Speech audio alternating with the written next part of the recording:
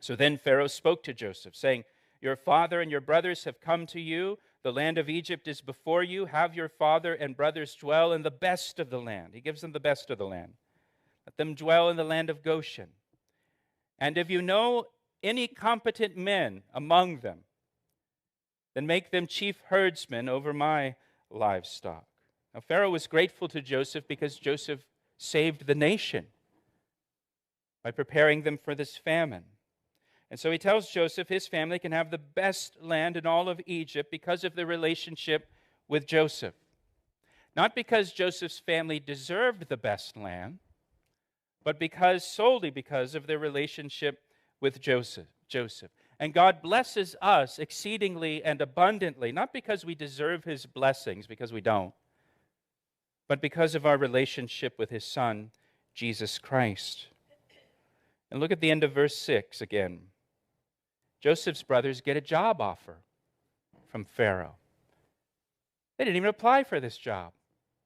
They're not even looking for a job. And they get a job offer. You know, when we moved here 18 years ago, the week that we got here, we unpacked our house, and then the very next week, I went out to look for a place for the church to meet. And my plan was to find a place for the church to meet that first week we were here, and then start looking for a job the second week, because my wife and I, we had to support ourselves. We're not part of a denomination that was paying us a salary or anything like that. So we had to get jobs. Well, someone told me about the Kiwanis Wallace Recreation Center, and that I ought to consider that. Just trying to be led by the Spirit. And so the Kiwanis Recreation Center is owned by the county government, so I called the number to inquire about renting it, and I was talking to this guy on the phone, and I said, I'd like to rent the Kiwanis Wallace Recreation Center. And he said, "What day would you like to rent it?" And I said, "Well, every Sunday."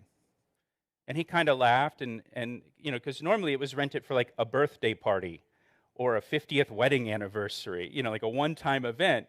And I said, "I want to rent it every Sunday." And he laughed, and he said, "For how long?" And I said, "Like forever." And he laughed again, and he said, "Well, what do you want to rent it every Sunday for?" I said, "I'm planting a church." And he said, "Oh, how big is this church? How many people go to this church?" And I said, "None. It's just my wife and I." And he laughed again, really hard that time. And he said, "You're planting a church, but no one goes to this church." And I said, "Well, we haven't started the church yet. We just got to town last week, and I'm looking for a place for the church so that we can start the church. We believe God told us to move here to plant a church, so we moved here." And he said, "Well, where did you move from?" And I said, "Florida." And he laughed again. And he said, "You believe God told you to move here from Florida to plant a church that no one goes to?" And I thought, well, I wouldn't describe it in those terms, but that's pretty accurate. And then he said, "Is someone paying you to do this?" And I said, "No, no one's paying me." And he laughed again. And he said, "So God told you to move here from Florida to plant a church that nobody goes to, and no one's paying you to do this?" I said, "That's right."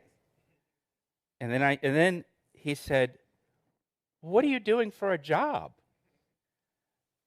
And I said, "Well, we just got to town. I'm looking for a place for the church to meet this week. I'm going to look for a job next week." And then the next thing he said was, "I'll give you a job." Over the phone. And he offered me a job without even meeting me. I wasn't even looking for a job. Wasn't calling about a job. Wasn't applying. That's next week. I'm working on a place to meet for the church this week. And so in that one phone call, we got a place for the church to meet and a job. And so on Sunday mornings when Calvary Chapel rented that building, I was the county employee that was there in the building while it was being rented by Calvary Chapel, kind of thing. He gave my wife a job, and then because of that job she had working for the county, it led to a better job that she had. We got a house through that job. We used to live in a house that the county owned that was just sitting vacant on a huge tract of land that they had purchased.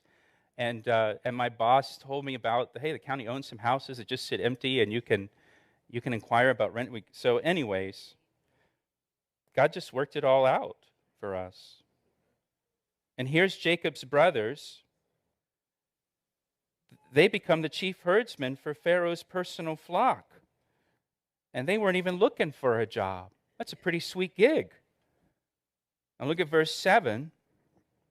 Then Joseph brought in his father Jacob, and he set him before Pharaoh, and Jacob blessed Pharaoh. Note that. Jacob now at this point was 130 years old, as we see later on in the chapter. He's been a shepherd his entire life, so he's been working outside in that Middle Eastern sun his entire life.